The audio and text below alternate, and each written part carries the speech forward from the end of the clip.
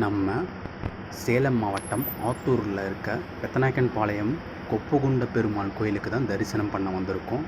வாங்க மலை மேலே ஏறி போய் கடவுள் தரிசனம் பண்ணுவோம். இதில் மொத்தம் 1800 பக்கமாக படிக்கட்டுகள் இருக்குது. முதல்ல 900 படிக்கட்டு கஷ்டமாக இருக்கும். அதுக்கப்புறம் ஒரு முருகன் கோயில் வரும். அதுக்கு மேலே படிக்கட்டெல்லாம் சின்ன சின்னதாக ஈஸியாகவே இருக்கிற மாதிரியே இருக்கும். காலையில் 5 மணிக்கே இவ்வளோ கூட்டம் இருக்குது பாருங்கள். இதுதான் முகப்பு பக்கத்தில் ஒரு ஆஞ்சநேயர் கோயில் இருக்குது. அதையும் தரிசனம் பண்ணிவிட்டு இந்த மேலே ஏறினோன்னா மூலவர் தரிசனம் இருக்கும். இந்த ஸ்தலத்தோட வரலாறு என்ன அப்படின்னா, கொப்பு, அதாவது ஒரு பாம்பு பொத்து இருந்ததாகவும் அதில் மணி ஓசை கேட்டதுனால மக்கள் வழிபட்டதாகவும் நாளடைவில் அதனாலேயே இது கொப்பு கொண்ட பெருமாள் அப்படிங்கிற பெயர் பெற்றதாகவும் நிறையா பேர் சொல்கிறாங்க. இதை மற்றும் பலர்கிட்ட விசாரித்து என்ன இதுன்னு தெரிஞ்சுக்கலாம்.